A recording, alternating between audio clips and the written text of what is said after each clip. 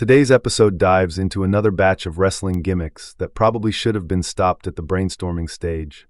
We're talking about characters so misguided that the locker room must have looked these guys in the eyes and said, "You sure you want to walk out there like that?" If you thought the last episode was wild, this lineup is proof the wrestling industry has never been afraid to push ideas that nobody asked for. Buckle up, this is part 2 of gimmicks that shouldn't have seen the light of day. Welcome to Main Event Mythos, the channel where wrestling history meets utter nonsense. Don't forget to subscribe and ring that bell. You won't want to miss the chaos we have coming.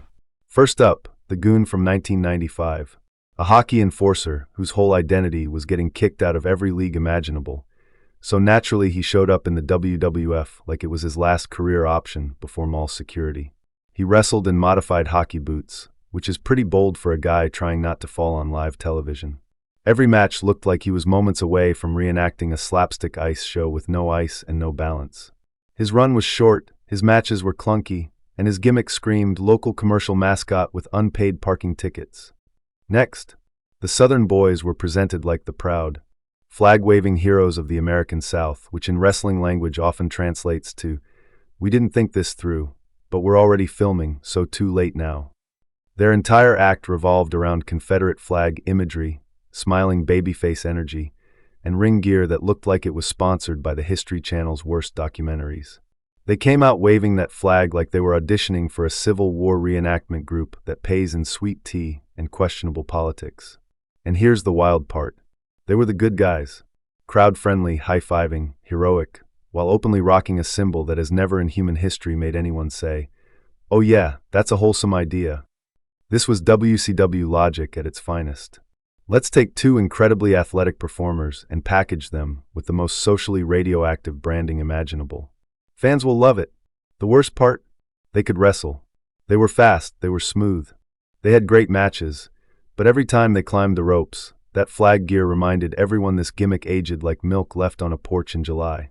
The Southern Boys were living proof that 90s wrestling sometimes operated in a dimension where context didn't exist, consequences weren't real, and someone always said, "Trust me, it'll get over."